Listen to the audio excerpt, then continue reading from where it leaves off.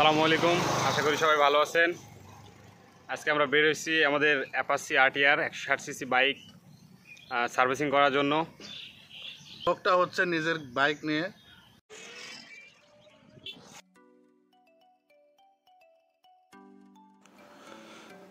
চলুন তাহলে যাওয়া যাক। এখান থেকে অবশ্য বেশি দূর না, মোটরসাইকেলের মেকারের দোকান অর্থাৎ সার্ভিস সেন্টার। অল্প সময়ের মধ্যে চলে যাব আমরা আমাদের সেই কাঙ্ক্ষিত দোকানে। আসলে অ্যাপাচি বাইক সবার জন্য না, বিশেষ করে যারা ইয়াং জেনারেশন তাদের জন্য অ্যাপাচি বাইক যতটা খারাপ বলে অতটা খারাপ না। তো আমরা চলে আসলাম সার্ভিস সেন্টারে। মেকার মিলন হোসেন একটু ব্যস্ত, তো সম্ভবত ওটার কাজ শেষ করে আর কি ধরা হবে। মোবাইলের কথা জিজ্ঞেস করতেছিলাম, যে মোবাইলটা আমি চাচ্ছিলাম ওই মোবাইলটা এখন দোকানে নেই, তো অন্য একটা মোবাইল আমাকে এইবারে দিতে হবে। গতবার যে মোবাইলটা দিয়েছিলাম ভিসকো, যেটা 10W30, ওই গ্রেডের মোবাইলটা খুব ভালো হয়েছিল, আমি ইউজ করে খুব মজা পাইছিলাম।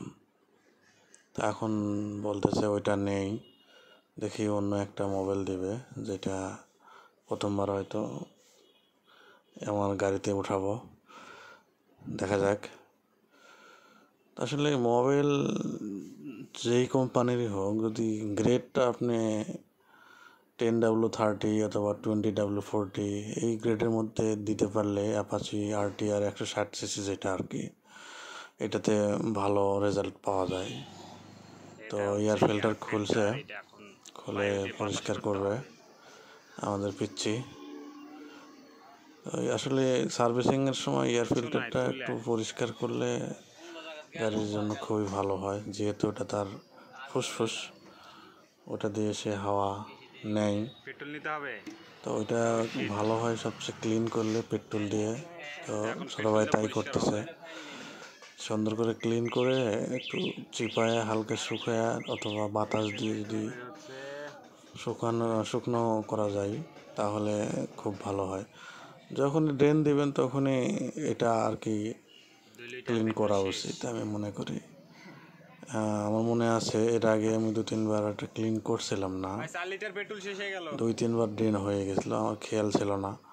তো গাড়ি অটোমেটিকলি মানে ভারী হয়ে গেছিলো, মানে গাড়ির দমটা ভারী হয়ে গেছিলো, মানে স্মুথলি চালানো যাচ্ছিল না, কেমন যেন আটকে যাচ্ছিল, মানে খুব ভালো একটা ব্যাড সাউন্ড বের হচ্ছিল গাড়ি থেকে। তো এরকমভাবে চিপে করে ময়লা, যেটা দেখেন কত ময়লা, এই ময়লাটা যদি আপনারা ঠিক মতন পরিষ্কার করেন ড্রেন দেওয়ার সময় করে, এই যে হাওয়া দিয়ে সুন্দর করে পরিষ্কার করলেন, শুকাইয়া নিয়ে তাহলে জিনিসটা একদম আবার নতুনের মতো হয়ে যাবে। যেহেতু তেমন কোনো কাঁচরা থাকে না, শুধু ময়লা ধুলাবালু যেগুলো জমে থাকে ওগুলা। তো আমি মনে করি এটা আসলে করা উচিত যাদের অ্যাপাচি বাইক আছে, সব গাড়ির ক্ষেত্রেই। তো এটা এখন সুন্দর করে নেটটা ভিতরে দিতে হবে, দিয়ে জায়গা মতন বসায় দিয়ে নাট লাগাই দিতে হবে। তো ফ্ল্যাগটাও পরিষ্কার করা উচিত, আজকে একটু সময় কম, এই জন্য ফ্ল্যাগটা পরিষ্কার করব না।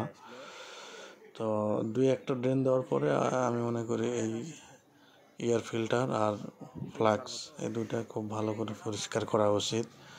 আর 3 ড্রেনের পরে 3বার যখন ড্রেন হয়ে যাবে তখন আপনারা মোবিল ফিল্টারটাই চেঞ্জ করে দেবেন, মানে ইঞ্জিন অয়েল ফিল্টার যেটা আর কি ইঞ্জিনের ভিতরে থাকে, ওটা চেঞ্জ করে সুন্দর করে নতুন একটা লাগাই দেবেন। দেখবেন গাড়ির সার্ভিসিং আরও সুন্দর হবে, গাড়ির সার্ভিস আরও ভালো দিবে, সাউন্ড ভালো হবে, মোবাইলটা তাড়াতাড়ি নষ্ট হবে না, এরকম আর কি। তো এটা লাগানো একটু মুশকিলই হচ্ছে, যে খুলছে আবার, যাই হোক। হ্যাঁ, এটা এখন লাগিয়ে দিলে কাহিনী শেষ। ওটা একটু প্যারা দিল, বুঝতেই পারলেন। মোটামুটি সার্ভিসিং শেষের পথে, নাটটা লাগাইলেই তারপর মোবাইলটা ইন করতে হবে, তো এইবারে মোবাইল আমি দিচ্ছি হচ্ছে এখানে যে মোবাইলটা দেওয়ার জন্য আসলাম, দোকানদারের কাছে এই মোবাইলটা নেই, ফলে অন্য একটা মোবাইল আমি এই যে এটা ইন্ডিয়ান একটা মোবাইল প্রিমিয়াম, এটাও খুব ভালো সার্ভিস দিচ্ছে। এটা আমার থেকে 500 টাকা রাখলো। তো দেখা যাক এটা সার্ভিস কেমন হয়, ভালো হইলে অবশ্যই আপনাদেরকে জানাবো। আবার মোবাইলটা মনে হচ্ছে একটু পাতলা, দেখি তারপরও ইউজ করি।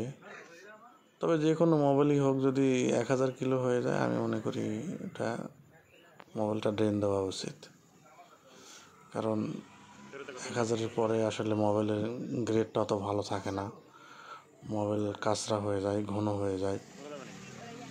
ধন্যবাদ, দেখা যাক। তো এই ছিল আমাদের গাড়ি সার্ভিসিং। আমাদের গাড়ি সার্ভিসিং ঠিক হয়ে গেছে, ঠিক আছে। এবং সঙ্গে থাকুন, পুরো ভিডিওটা আপনারা দেখবেন আশা করি। এরপরে ব্লগ আসতেছে কিলোমিটার নিয়ে, আপনারা সঙ্গেই থাকবেন। ধন্যবাদ সবাইকে।